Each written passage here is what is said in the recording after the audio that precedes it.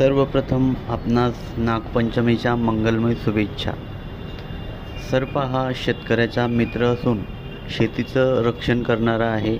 म्हणून पूर्वीपासून नागपंचमी हा सण साजरा केला जातो आणि प्राणी सर्पांविषयी एक कृतज्ञता म्हणून नागपंचमी साजरा केला जातो. सर्प हा शेतीचं रक्षण करतो.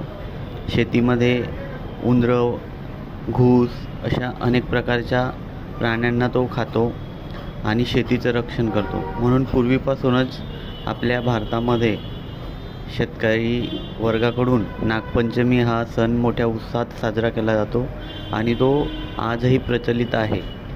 म्हणून मोठ्या उत्साहात आपण नागपंचमी हा सण साजरा करतो. प्राणी सर्प यांच्याविषयी एक कृतज्ञता म्हणून हे भारतातील नागलोक नागपंचमी साजरी करतात. मुळात भारतातील लोक हे पूर्वीचे बौद्ध आणि नागलोक असल्यामुळे हा सण साजरा केला जातो.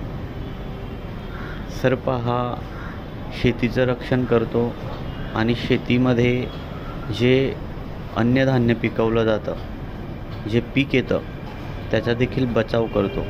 म्हणून ह्या नागपंचमी आणि सर्पाला पर्यावरणामध्ये विशेष महत्त्व आहे. म्हणूनच अनेक सर्पमित्रांकडून सर्पांना वाचवण्यात येतं आणि पर्यावरणाचा समतोल राखण्यासाठी त्याची आवश्यकता देखील आहे. वर्षाच्या दरडोईला 80,000 लाख टन एवढं धान्य सर्पांमुळे भारतामध्ये वाचतं.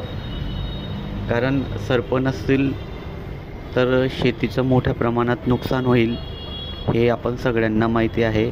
म्हणून सर्प वाचवणं आणि सर्प ह्या पर्यावरणात राहणं ही काळाची गरज आहे.